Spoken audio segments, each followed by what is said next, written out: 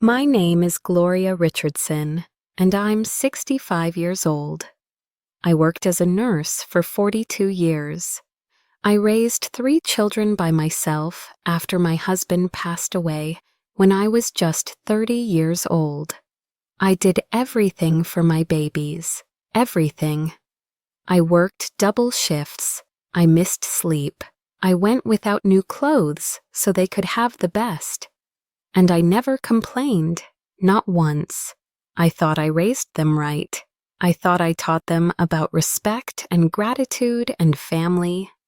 But on December 10th, standing in the hallway of my own home, I learned the truth about who my children really were.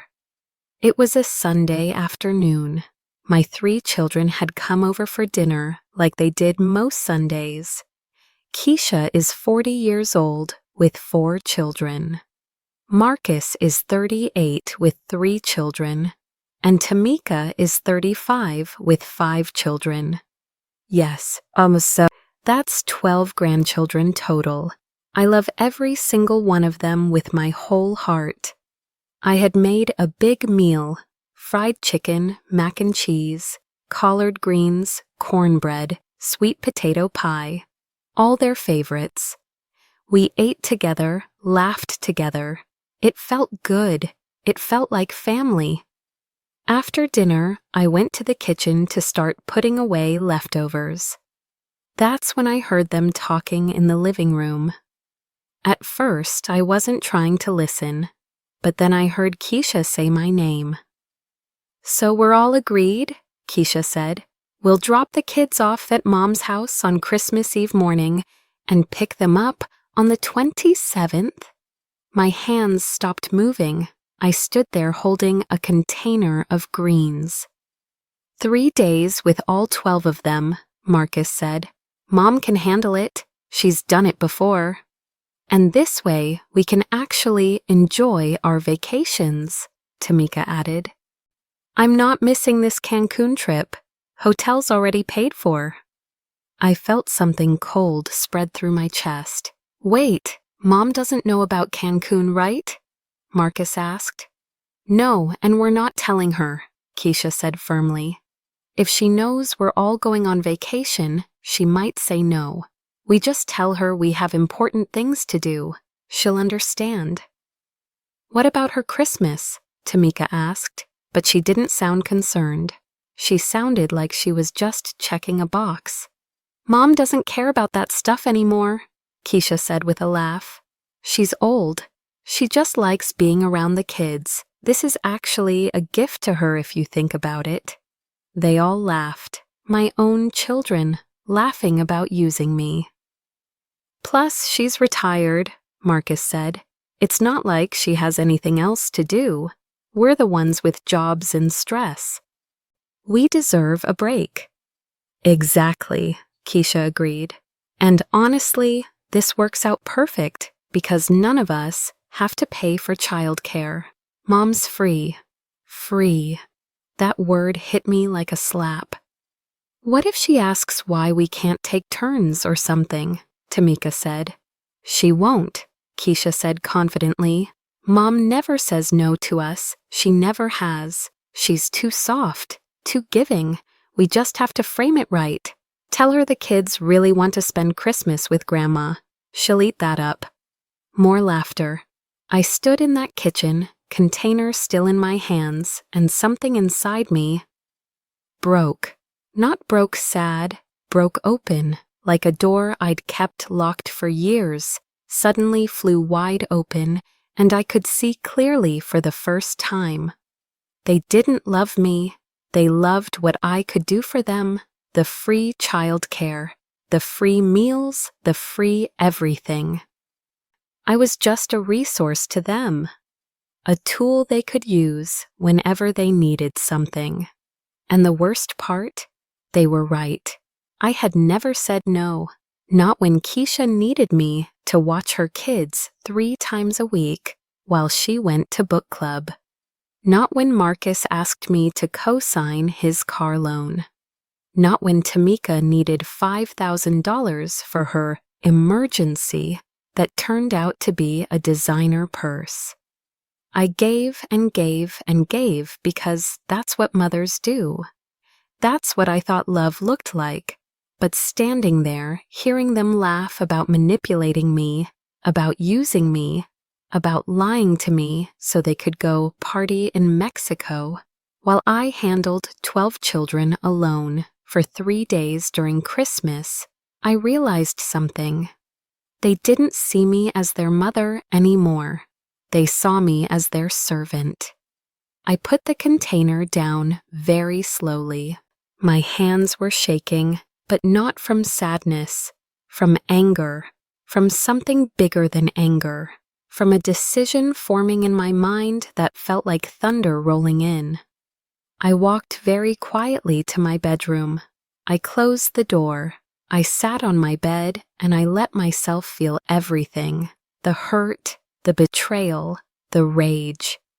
And then I did something I should have done years ago. I called my best friend Claudette. "Girl, you sound strange," Claudette said as soon as she answered. "What happened?" I told her everything, every word I'd heard.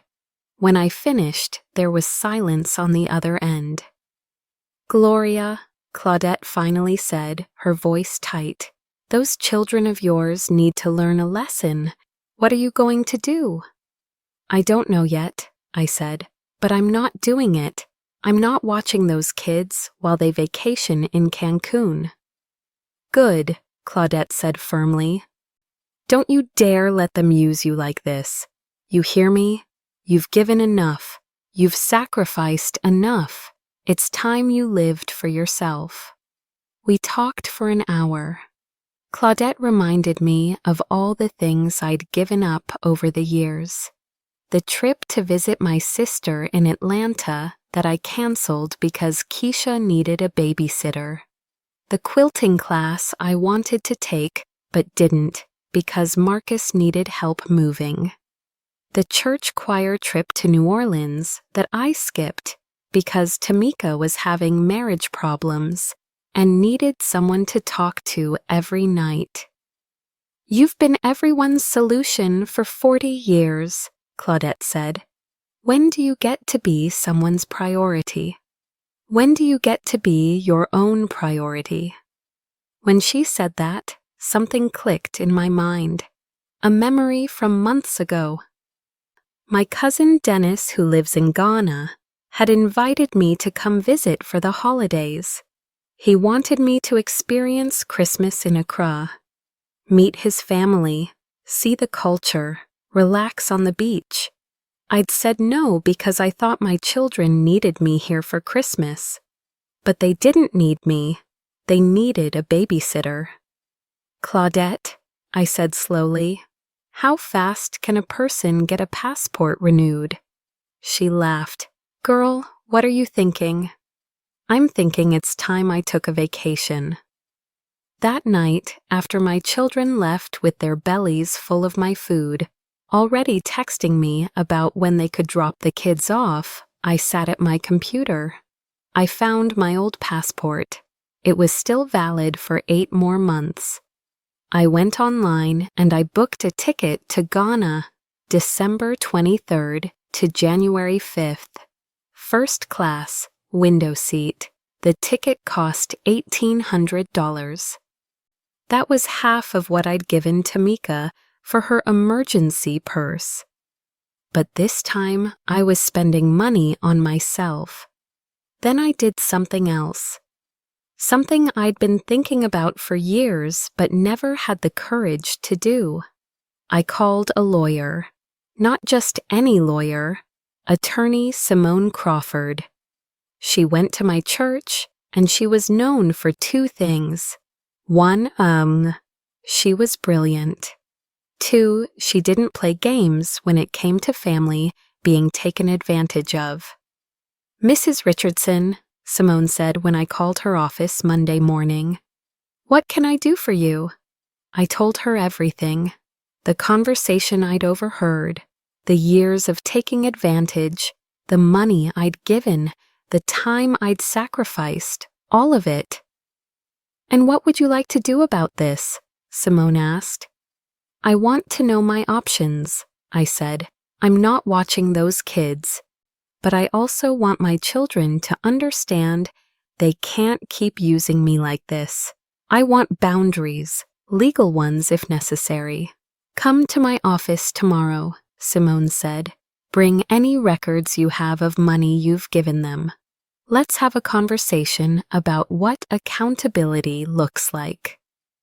That Tuesday, I spent 3 hours in Simone's office. We went through everything. She took notes, she asked questions, and then she said something that changed everything. Mrs. Richardson, you've given your children over $140,000 in the past 10 years. Loans you never asked to be repaid. Emergencies that were never really emergencies. You've provided childcare that if you'd been paid minimum wage would equal another $60,000. You've been financially supporting 3 grown adults who all have jobs and homes. Do you understand what I'm saying? I stared at her. I've given them $200,000 worth of help? At minimum, Simone said. Probably more if we counted everything. Food, gifts, all of it. I felt dizzy. Now legally, gifts are gifts, and you can't demand them back, Simone explained. But we can do something else. We can establish clear boundaries. We can create a document that states you're no longer providing financial support or regular childcare. We can make it formal, legal, something they have to respect. Yes, I said, I want that. And Mrs. Richardson?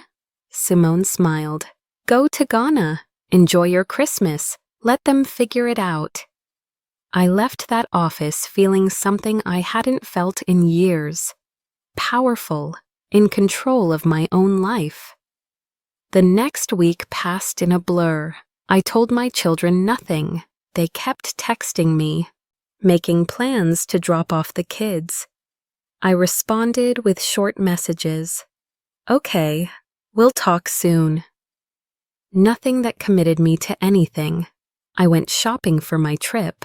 I bought new clothes, a new bathing suit, a beautiful dress for Christmas dinner in Accra. I got my hair done, my nails. I felt young again, alive. Claudette helped me pack. Girl, you're glowing, she said. Look at you. I should have done this years ago, I said. Yes, you should have, but you're doing it now. That's what matters.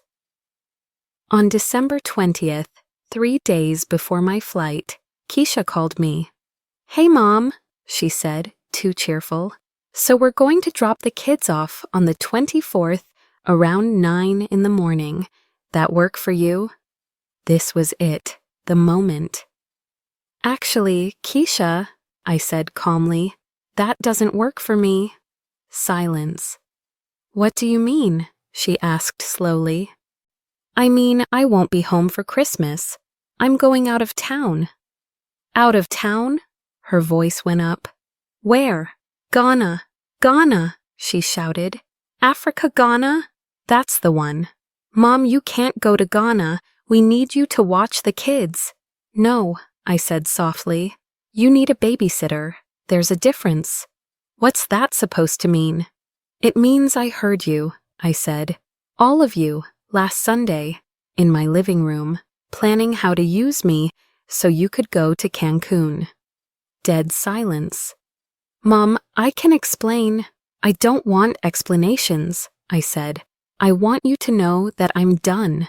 Done being used. Done being taken for granted. Done saying yes when I should say no. This is ridiculous, Keisha shouted. You're our mother. You're supposed to help us. I helped you for 40 years, I said. Now I'm helping myself. Figure it out. I hung up. Within 5 minutes, my phone exploded. Texts from all 3 children. Angry, desperate, begging, accusing. Marcus called me selfish. Tamika called me heartless. Keisha said I was abandoning my grandchildren. I turned off my phone. That night, Claudette and I celebrated with wine and laughter at my kitchen table. "You did it," she said, raising her glass. "I did it," I agreed.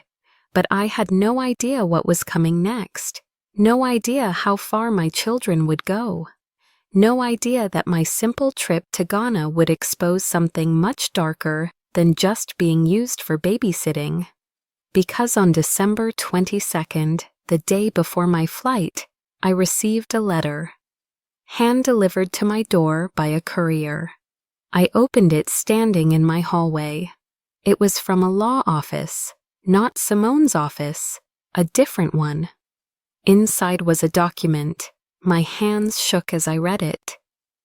My 3 children were suing me for grandparent alienation, for emotional distress to the grandchildren, for breach of verbal contract to provide child care. They were asking for $100,000 in damages and a court order requiring me to provide regular child care. At the bottom of the letter was a court date, January 15th. I stood there holding that paper, and I felt something I'd never felt before, looking at something connected to my children. Rage. Pure, cold, absolute rage. They weren't just users, they were predators, and they'd just made the biggest mistake of their lives. I picked up my phone. I called Simone Crawford. "They just sued me," I said when she answered. "What?" I read her the letter. When I finished, there was a long pause. Then Simone said something that made me smile for the first time in days. "Mrs. Richardson, this is the dumbest thing they could have possibly done. This lawsuit is going to destroy them, and I'm going to enjoy every minute of it." "What do we do?" I asked. "You go to Ghana," Simone said. "Enjoy your Christmas, and when you get back, we're going to war. These children of yours are about to learn what happens when you take a good woman for granted." I hung up and looked at the letter again. My children thought they could bully me back into submission, thought they could use the courts to control me. They had no idea who they were dealing with. They'd forgotten that I'd raised them, that I knew every trick, every manipulation, every lie, and they definitely didn't know about the evidence I'd already started collecting. I smiled as I folded the letter and put it in my suitcase.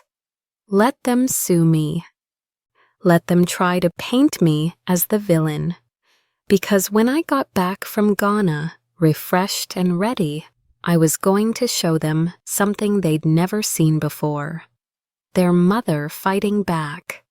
Before we continue, please drop a comment if you've ever experienced something like this. We'd love to hear your story and subscribe to the channel to help us grow. I landed in Accra, Ghana on December 23rd at 6 in the morning local time. My cousin Dennis was waiting for me at the airport with the biggest smile I'd ever seen. "Gloria!" he shouted, pulling me into a hug. "Welcome home." Home. That word felt strange and perfect at the same time. Dennis drove me to his house in a neighborhood called East Legon.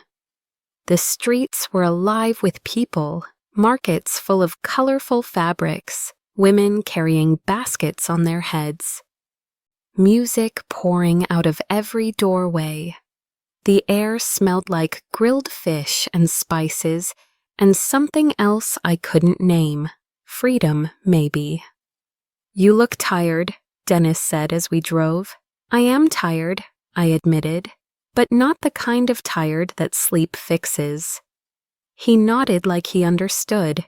"Then this is exactly where you need to be." Dennis's wife, Amma, welcomed me like I was royalty. She'd prepared a room for me with fresh flowers and clean white sheets.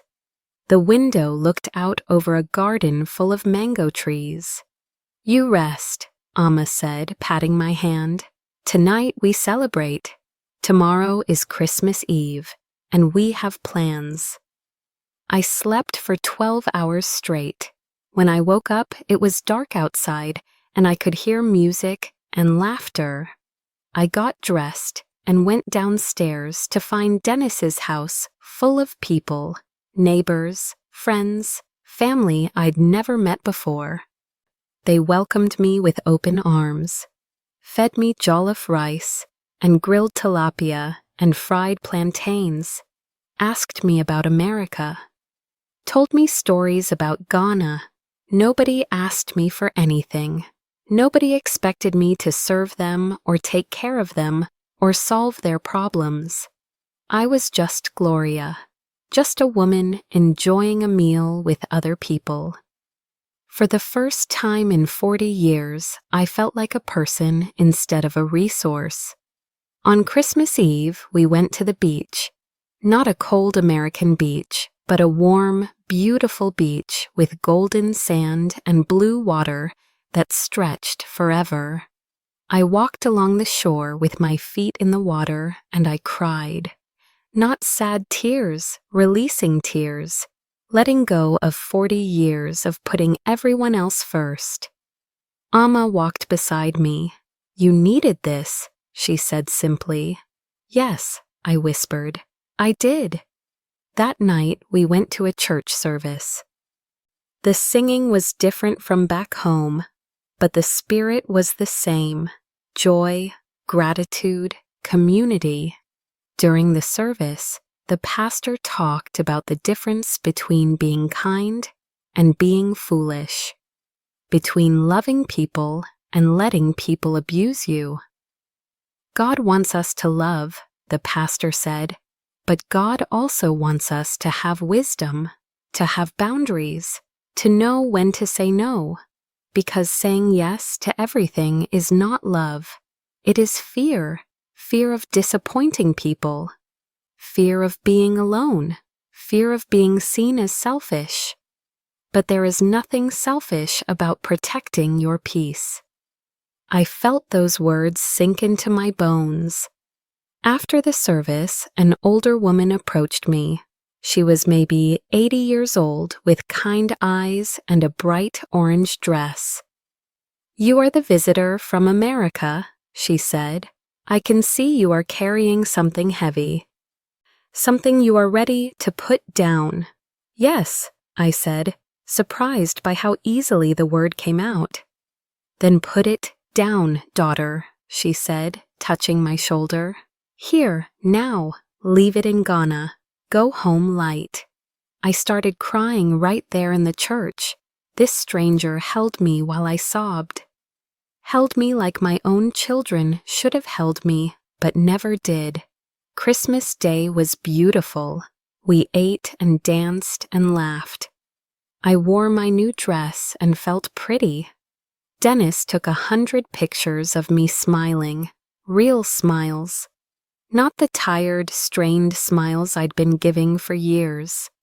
I didn't think about my children, didn't think about the lawsuit, didn't think about any of it. I was just alive. But back in America, things were falling apart. I didn't know this until later, but Claudette told me everything when I got back. My children had spent Christmas Eve in complete chaos. With me gone and no backup plan, they scrambled to find childcare for 12 children. Keisha called her mother-in-law, who laughed in her face and hung up. Marcus tried a daycare, but they were closed for the holidays and cost $300 per day per child anyway. Tamika called every friend she had. None of them would take 5 kids on Christmas Eve. Finally, they had to cancel their Cancun trip. All 3 of them lost all their deposits. Over $8,000 total. They spent Christmas Day angry and bitter, watching 12 kids run around and destroy Keisha's house. No vacation, no relaxation, just the reality of being responsible for their own children. Keisha's husband, David, apparently said something that started a huge fight. Maybe if y'all hadn't tried to manipulate your mama, we'd be in Mexico right now. According to Claudette, who heard it from Sister Patricia at church, who heard it from her daughter, who was Keisha's neighbor, that fight lasted 3 hours. David told Keisha that her relationship with me was toxic, that she treated me like an employee instead of a mother, that she was entitled and spoiled. Marcus's wife, Nicole, apparently said similar things to him. She'd never liked how he used me for money. She'd been telling him for years to stop asking me for loans. And Tamika's husband, flat out told her that the lawsuit was evil, that suing her own mother for not babysitting was the most disgusting thing he'd ever heard. All 3 marriages were suddenly rocky, all because I'd said no, but my children didn't learn. They didn't apologize or reconsider. Instead, they got angrier, more determined to win. While I was in Ghana finding peace, they were back home building their case against me. I came home on January 5th feeling like a new person, lighter, stronger, ready. Claudette picked me up from the airport and immediately started filling me in. "Girl, your kids are spiraling," she said as we drove. "The whole church knows about the lawsuit now. People are not happy." "What do you mean?" I asked. "I mean people are choosing sides, and most of them are choosing yours." She told me that Pastor Williamson had actually addressed it from the pulpit. Didn't use names, but everyone knew who he was talking about. He'd preached about honoring your parents, about the difference between helping family and enabling grown adults who refuse to stand on their own. Sister Geneva stood up during testimony service and said that adult children who sue their parents for not babysitting deserve to be ashamed. Claudette said, shaking her head. The whole church said amen. Your kids don't even come to service anymore. They're too embarrassed. I felt something warm in my chest. My church family had my back. And that's not all, Claudette continued. Remember Mrs. Thompson, the older lady who lives on your street? Yes. She saw Keisha at the grocery store and told her she should be ashamed. Told her that you were a saint for raising 3 ungrateful children by yourself. Keisha apparently ran out of the store crying. I should have felt bad about that, but I didn't. I felt validated. When I got home, my house felt different, peaceful, like it was mine again, and not just a place where people came to take from me. I unpacked my suitcase and found the letter from my children's lawyer at the bottom. I'd almost forgotten about it in Ghana. I called Simone Crawford. Welcome back, she said warmly. How was your trip? Life-changing, I said honestly. How are we looking for the 15th? Oh, Gloria, Simone said, and I could hear the smile in her voice. We are looking very, very good. Are you free tomorrow? I need to show you something. The next day, I went to Simone's office. She had files spread across her desk, thick files. I've been busy while you were gone, she said. Want to know what I found? Tell me. I subpoenaed your children's financial records as part of discovery, Simone explained. Want to guess what I discovered? My heart started beating faster. Keisha and David's household income is $130,000 a year. Marcus and Nicole make $150,000. Tamika and Jerome make $95,000. None of them are struggling financially at all. I stared at her. But here's the interesting part, Simone continued. In the past 5 years, you've given Keisha $42,000, Marcus $51,000, Tamika $47,000. You've given your children, who are not poor, $140,000. Money you earned from your nursing salary and your pension. I felt sick. And I found something else, Simone said quietly. She pushed a paper across the desk to me. Keisha bought a boat last year, a $25,000 boat. 2 months after you gave her $5,000 for what she said was a medical emergency for her daughter. What? I whispered. There was no medical emergency. I checked. Her daughter was fine. She lied to you to get money for a boat. I couldn't breathe. Marcus bought a motorcycle, Simone continued, $15,000, right after you co-signed his car loan. He didn't need the loan for the car. He needed you to co-sign so he could keep his credit clear to buy the motorcycle. I put my hand over my mouth. And Tamika? Simone's voice was hard now. That $5,000 emergency that you gave her money for? She went to a spa resort in Arizona with her friends. Posted the whole trip on Facebook. While you were working double shifts to give her that money. I started crying, not sad crying, angry crying. They lied to me, I said. They lied to my face and took my money and bought toys for themselves. Yes, Simone said, they did, and now we're going to make sure a judge knows all about it. But the lawsuit, I said, they're suing me for not babysitting. Their lawsuit is garbage, Simone said firmly. There's no such thing as a verbal contract for childcare. Grandparent alienation requires proof that you're actively preventing them from seeing the children, which you're not. And emotional distress, please, but here's what we're going to do. She leaned forward. We're going to countersue. For what? Financial exploitation of an elderly person. I blinked. I'm not elderly. You're 65. That's legally elderly.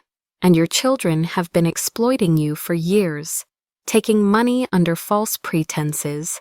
That's fraud. We can prove it. We have receipts, bank records, social media posts showing they lied about why they needed money. What would happen if we win? I asked.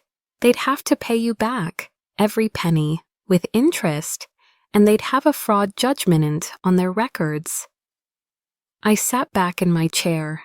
This was bigger than I'd thought. This wasn't just about babysitting anymore.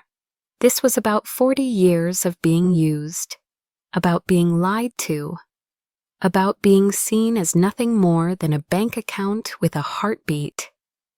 Do it, I said. File the countersuit. Simone smiled. Already drafted. I just needed your permission. Over the next week, I watched my life shift. The countersuit was filed. My children received the papers. And according to Claudette's sources, they lost their minds. Keisha called me screaming. You're suing us? Your own children? You sued me first, I said calmly. That was different. We were just trying to make you see reason. No, I said. You were trying to bully me into submission. It didn't work. Marcus sent me long text messages, paragraphs about how I was tearing the family apart. How could I do this to my own grandchildren? Didn't I care about family? I responded with one sentence. Did you care about family when you lied about needing a car loan so you could buy a motorcycle?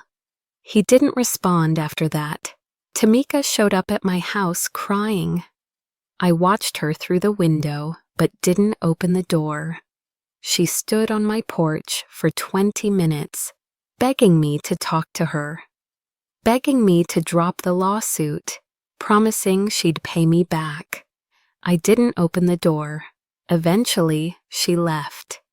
That night, I got a call from a number I didn't recognize. Hello? Mrs. Richardson, this is David, Keisha's husband. I paused. Yes? I need to talk to you. Can we meet somewhere? Just you and me? Why? Because I have information you need to hear, he said. Information about what your children have been doing. Things that Keisha doesn't know I know. My stomach dropped. What kind of information? The kind that's going to help you win this case, David said quietly. But I can't talk over the phone. Can you meet me tomorrow at the coffee shop on Riverside Drive, 10 in the morning? Why are you doing this? I asked. Because I'm tired of watching my wife treat you like garbage, David said, his voice breaking. And because what they've been planning goes way beyond babysitting. You need to know the truth. All of it. He hung up. I sat there holding the phone, my heart racing. What had my children been planning? What else had they done? I called Simone immediately. David wants to meet me tomorrow, I said. Says he has information. Don't go alone, Simone said immediately. I'll come with you. If he's willing to talk, we need to hear it, and we need to document it. The next morning, Simone and I sat in a corner booth at the coffee shop. David walked in at exactly 10 o'clock. He looked terrible, like he hadn't slept in days. He sat down across from us and didn't waste time. I love my wife, he said first, but she's wrong.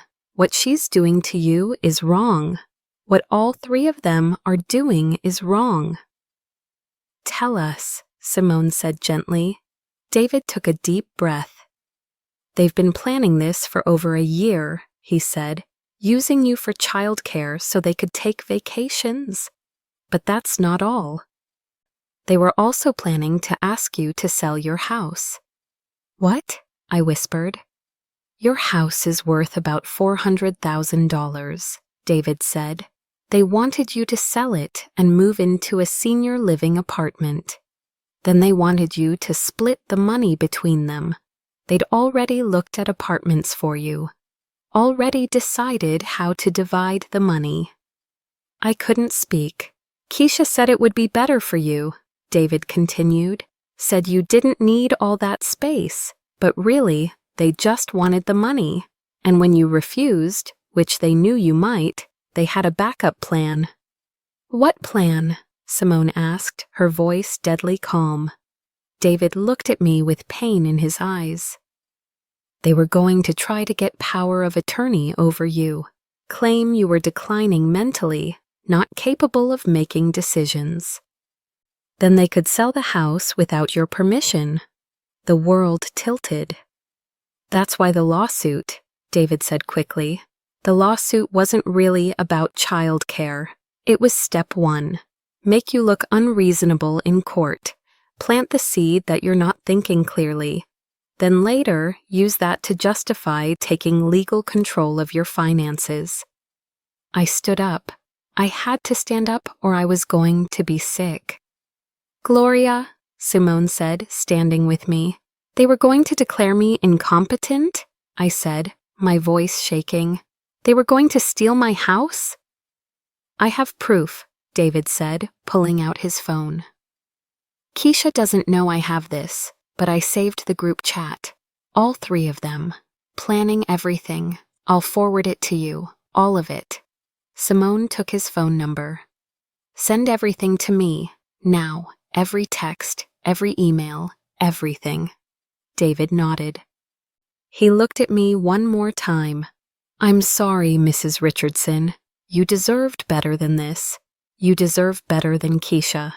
I've told her that, but she won't listen. Money has made her into someone I don't recognize anymore." He left.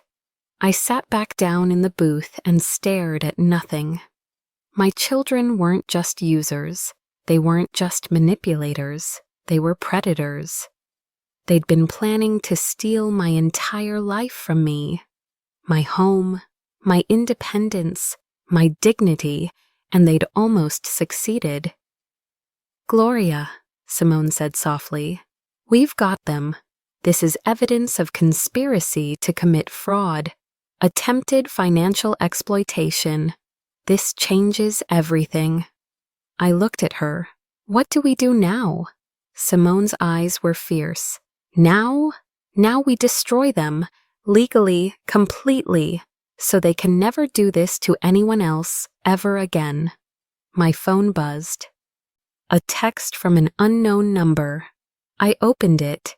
It was a screenshot from the group chat David had mentioned, from my daughter Keisha. The message said, "Once we get Mom declared incompetent, we sell the house immediately. Split it 3 ways. She'll be in a nursing home by February and won't even remember she owned a house. Easy money." Below that, Marcus had responded, "Perfect. She's old anyway. This is just planning ahead."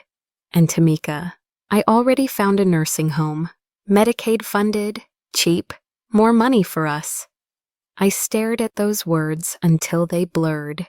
My children had been planning to put me in a cheap nursing home and steal everything I'd worked 42 years to build. I forwarded the screenshot to Simone. Then I turned off my phone and walked out of that coffee shop into the cold January air. And for the first time in my life, I understood what it meant to have your heart broken by the people who were supposed to love you most. But I also understood something else. I wasn't just going to fight back anymore. I was going to win. The days between January 6th and January 15th felt like years. David sent Simone everything: text messages, emails, voice recordings he'd secretly made of Keisha talking to Marcus and Tamika about their plans. Evidence of lies, evidence of manipulation, evidence of a conspiracy to steal my life. Simone worked around the clock preparing our case. I spent those days in a strange kind of calm. I wasn't scared anymore. I wasn't sad. I was clear, focused, ready. Claudette stayed with me most nights. We'd sit in my living room drinking tea, and she'd tell me stories about her own family drama. About the time she had to cut off her sister for stealing from their mother. About learning that love sometimes means distance. "You're doing the right thing," she told me over and over, "even if it hurts, especially because it hurts." On January 14th, the night before court, Pastor Williamson called me. "Sister Gloria," he said warmly, "the whole church is praying for you tomorrow. We want you to know you're not alone in this." "Thank you, Pastor," I said, my voice thick with emotion. "And Gloria, whatever happens tomorrow, remember this: you are not defined by what your children think of you. You are defined by who God says you are. A woman of worth, a woman of dignity, a woman who deserves respect." I cried after that call. Good tears, healing tears. The morning of January 15th, I woke up at 5 a.m. I couldn't sleep. I got dressed in my best navy blue suit, the one I'd worn to my nursing school graduation 43 years ago. It still fit. I did my makeup carefully, put on my mother's pearl earrings. When I looked in the mirror, I saw someone I hadn't seen in years. A woman who knew her value. Simone picked me up at 8. We needed to be at the courthouse by 9. "You ready?" she asked as I got in her car. "Yes," I said, and I meant it. The courthouse was in downtown, cold and gray and intimidating. But I wasn't intimidated. I'd faced worse things than a courtroom. I'd buried a husband at 30. I'd raised 3 children alone. I'd worked double shifts for decades. A courtroom was nothing. We walked in and I saw them immediately. My 3 children and their lawyer. They were sitting on a bench in the hallway. When they saw me, Miss Poole. Keisha stood up. "Mom," she said, walking toward me, "please, we can still fix this. Drop the countersuit and we'll drop ours. We can forget all of this happened." I looked at her, really looked at her, my firstborn, the baby I'd nursed through colic and walked with through nights of teething and cheered for at every school play. She looked desperate now, scared. "No," I said simply. "Mom, please," Marcus said, standing too. "We're family. Family doesn't plot to steal from each other," I said. "Family doesn't lie. Family doesn't try to have their mother declared incompetent so they can put her in a cheap nursing home and take her house." Tamika's face went white. "How did you—" "I know everything," I said. "Every lie, every plan, all of it." Their lawyer, a young man in an expensive suit, stepped forward. "Mrs. Richardson, I strongly advise you to reconsider. This could get very ugly in there." Simone stepped between us. "My client has nothing to reconsider. See you in court." We walked away from them and into the courtroom. Judge Patricia Morrison presided. She was a black woman in her 50s with sharp eyes and no-nonsense energy. I'd read about her. She was known for not tolerating foolishness in her courtroom.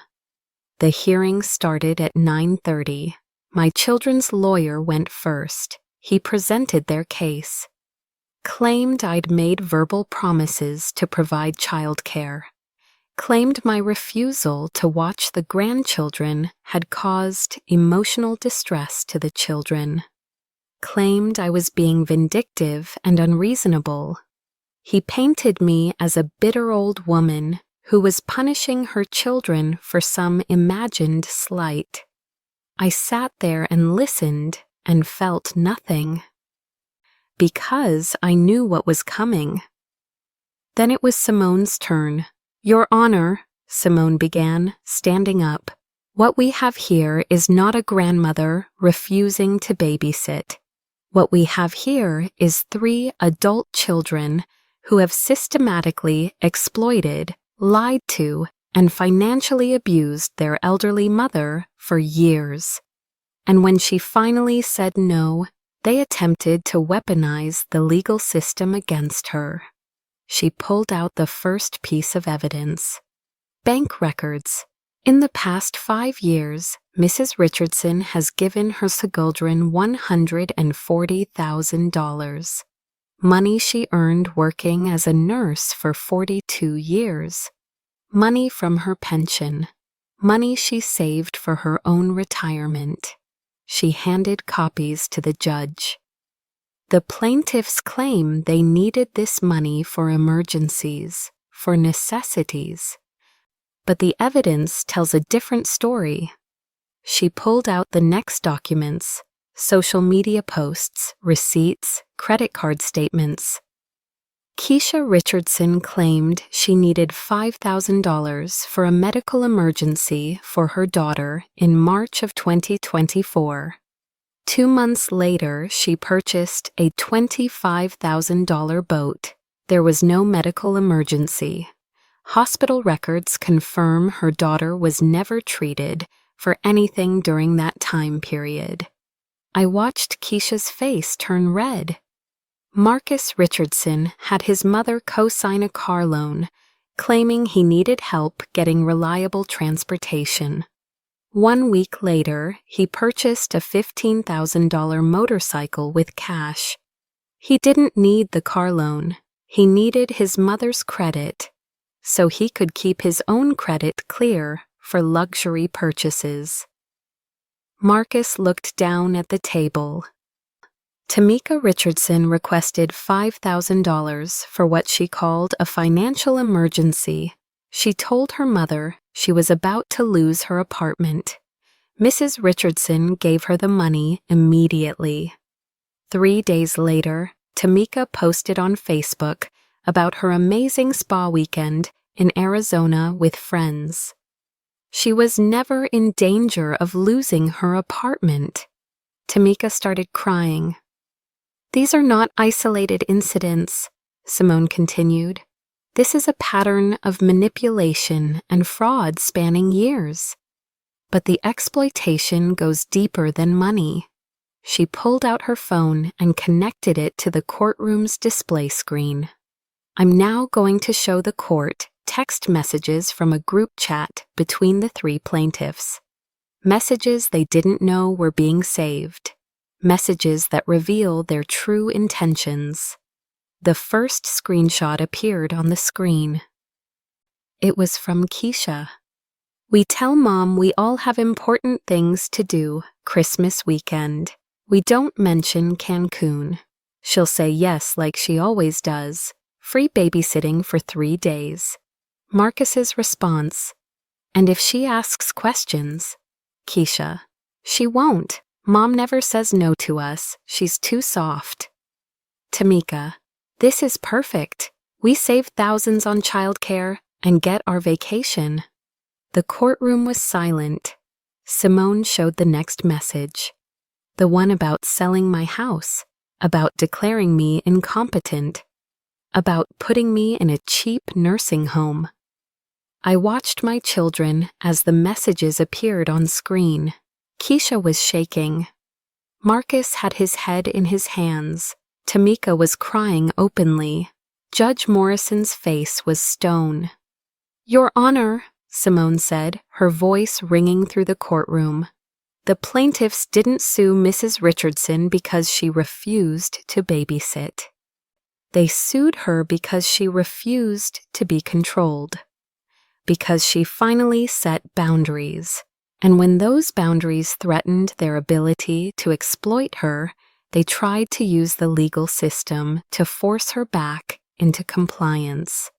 She paused. "But it gets worse. The text messages reveal that this lawsuit was never really about child care. It was step 1 in a plan to have Mrs. Richardson declared mentally incompetent so they could seize control of her finances and her property.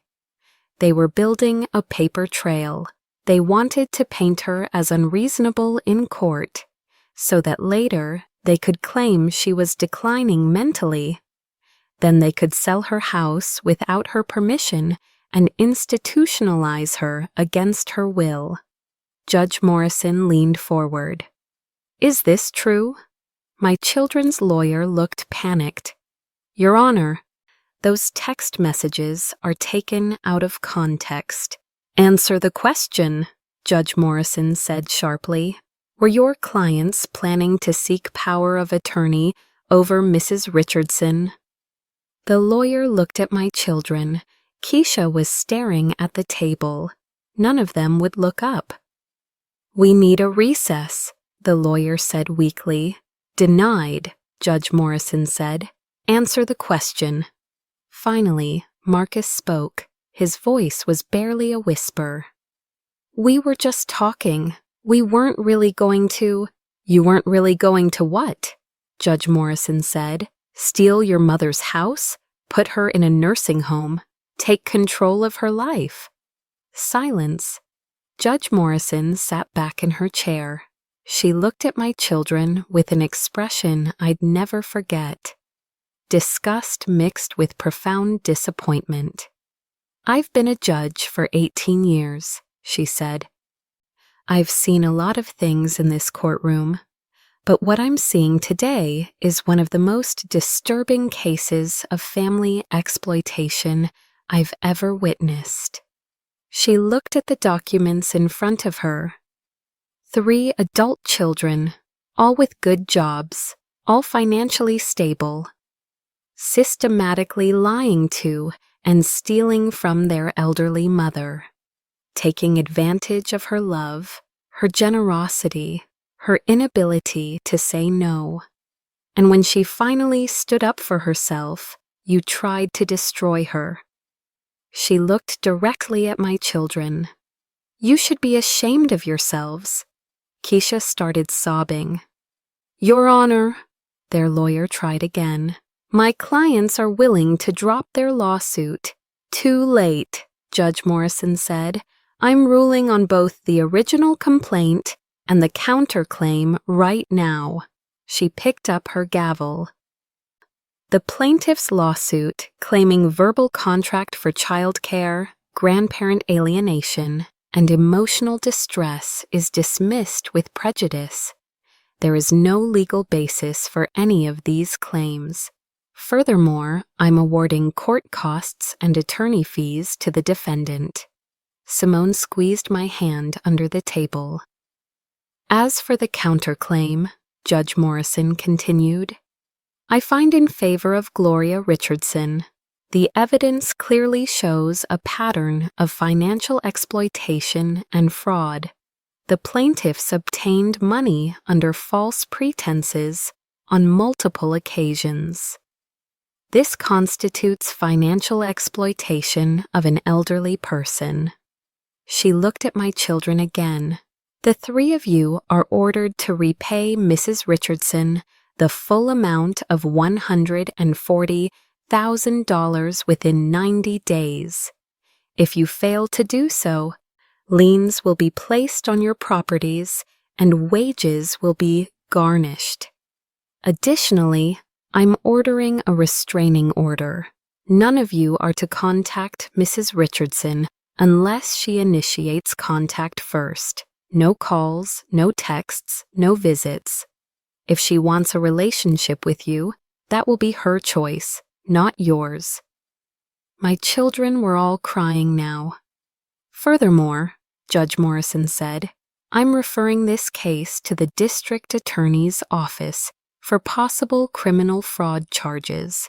What you've done here may constitute criminal behavior, not just civil. She banged her gavel. This court is adjourned. The courtroom erupted. My children's lawyer was trying to calm them down. Keisha was hysterical. Marcus was arguing with someone. Tamika had her head on the table. I sat there feeling like I was floating. We won, Simone said, hugging me. Gloria, we won everything. David appeared from the back of the courtroom. He'd been there the whole time. He walked up to me. I'm filing for divorce, he said quietly. I can't be married to someone who would do this to their own mother. I'm sorry you had to go through this, but I'm glad you won. He walked away. Claudette was there too, and Pastor Williamson, and Sister Geneva, and at least 10 other people from my church. They'd all come to support me. We walked out of that courthouse together like a family, my real family, the one I'd chosen, the one that chose me back. That night, Claudette threw me a party at her house. Nothing fancy, just good food and good people and music and laughter, people from church, people from my old job at the hospital, neighbors, friends I'd known for decades. Speech, someone called out. I stood up, holding a glass of wine.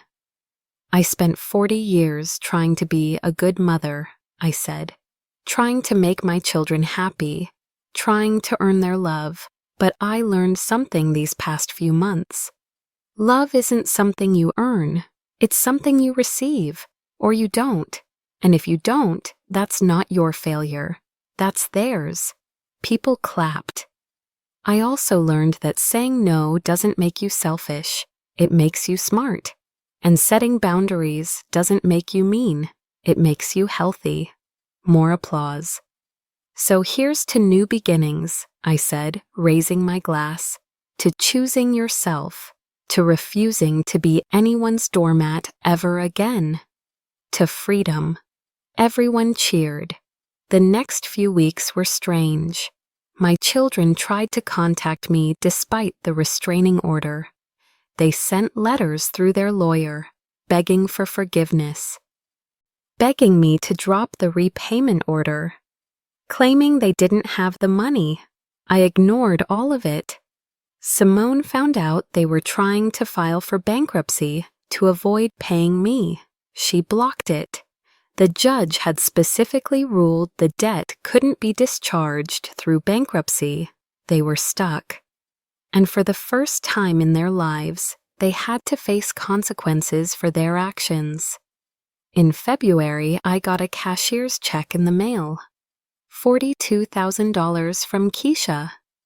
She'd sold her boat and taken out a loan for the rest.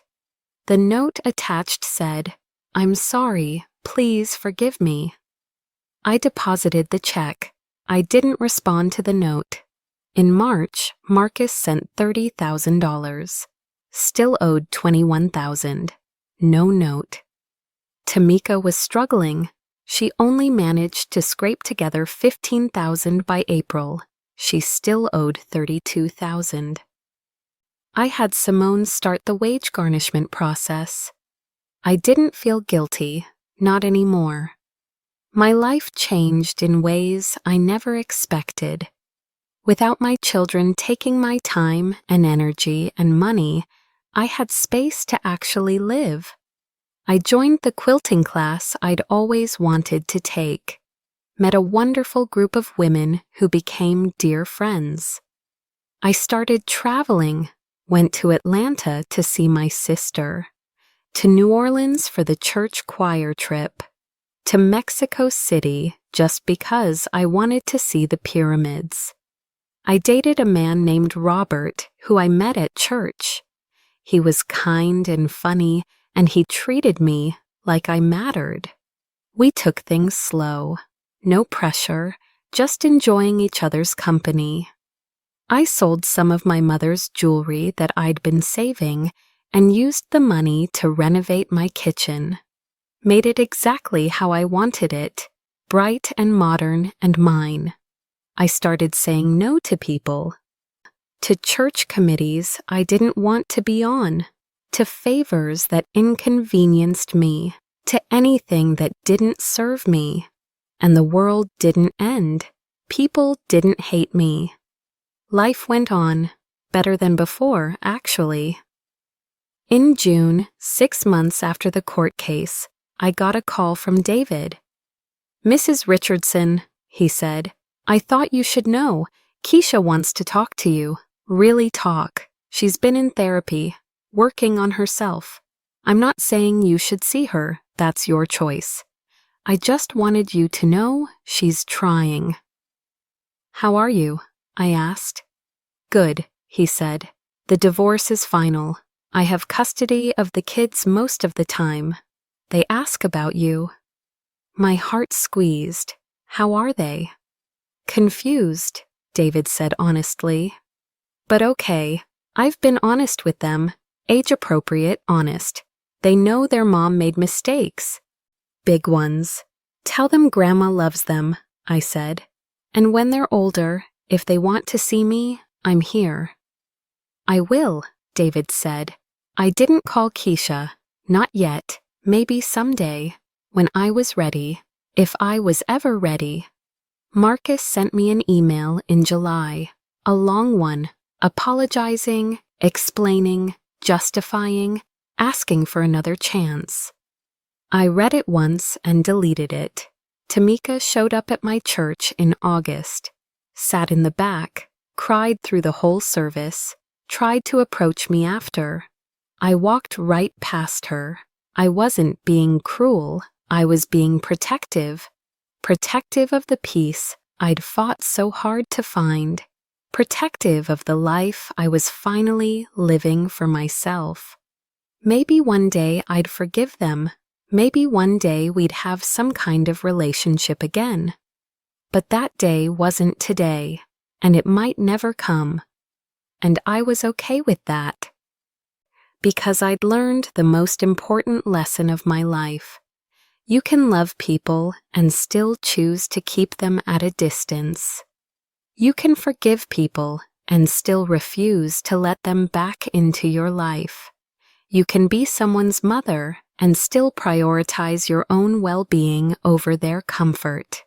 It was September when I went back to Ghana.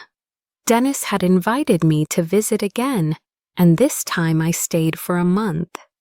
I walked on the beach every morning, went to market with Amma, learned to cook new dishes, made friends with the neighbors, attended church services where the singing made my soul fly. On my last day there, I sat on Dennis's porch, watching the sunset, and I realized something. I was happy, genuinely, deeply, peacefully happy. For the first time in 40 years. I came home in October, ready for whatever came next. Ready to keep saying no when I needed to. Ready to keep choosing myself. Ready to live the life I'd been putting off for decades. I started volunteering at a women's shelter, helping other women who'd been taken advantage of by their families. Sharing my story, offering hope. You really took your kids to court? One woman asked me during a group session. Yes, I said, and I won, and my life is better for it. But don't you miss them? Another woman asked. I miss who I thought they were, I said honestly, but I don't miss being used. I don't miss being lied to. I don't miss giving everything and getting nothing back. So no, I don't miss that. The women nodded, understanding in their eyes. In November, almost a year after I'd overheard that conversation, I hosted Thanksgiving at my house. Not for my children, for my chosen family. Claudette and her kids, Pastor Williamson and his wife, Sister Geneva, Robert, David and my grandchildren, the women from my quilting class, the friends from my travels. My house was full of love and laughter and gratitude, real gratitude, not obligation disguised as family. As we sat around the table, I looked at all these beautiful faces and I felt overwhelming thankfulness. Not for what I'd lost, but for what I'd gained. My freedom, my dignity, my peace, my life. What are you grateful for, Gloria? Claudette asked. I smiled. I'm grateful I finally learned to choose myself. Everyone raised their glasses. To Gloria, Robert said, the strongest woman I know. To Gloria, everyone echoed. And as I looked around that table, surrounded by people who actually loved me, who valued me, who respected me, I knew something with absolute certainty. I had spent 40 years being the kind of mother I thought I should be, and I was spending the rest of my life being the kind of woman I actually was. Strong, worthy, free, and I was never going back. My children eventually paid off their debt, all of it, $140,000. It took them 2 years, but they did it. I put that money in a trust for my grandchildren's college education. The ones who wanted a relationship with me when they turned 18 would get their share. The ones who didn't, wouldn't. I never did reconcile with Keisha or Tamika. The damage was too deep, the betrayal too complete. We existed in the same world but not in each other's lives. Marcus tried the hardest, sent letters every month. Eventually, I agreed to meet him for coffee. Just once, he apologized. Cried, begged, I listened. And then I said, I forgive you, but forgiveness doesn't mean reconciliation. You can be forgiven and still not be in my life. He didn't understand, but that wasn't my problem to fix. 2 years after the court case, I retired from volunteering. I was 67 and ready to travel full-time. I rented out my house and bought an RV, spent 6 months driving across the country, seeing things I'd never seen, meeting people I'd never have met, living life on my own terms. I sent postcards to Claudette from every state. She kept them all in a scrapbook. "You're living your best life," she told me on the phone from somewhere in Montana. "Yes," I said, looking out at the mountains. "Yes, I am." And I meant it, because here's what I learned from all of this. It's never too late to start over. It's never too late to say no. It's never too late to choose yourself. Even at 65, standing in your hallway, overhearing your children plot to use you, you can decide that enough is enough. You can change your plans. You can book a ticket to Ghana. You can hire a lawyer. You can fight back. You can win. And on the other side of that fight, you can find a life worth living. A life that's yours, not theirs, yours. And that life, that beautiful, free, peaceful life, it's worth every hard conversation, every boundary, every lost relationship. Because in the end, the only person you have to live with forever is yourself. And I finally learned to like the woman in the mirror. She's strong, she's wise, big. She's free, and she's done apologizing for taking up space in her own life. Thanks for listening. Don't forget to subscribe and feel free to share your story in the comments. Your voice matters.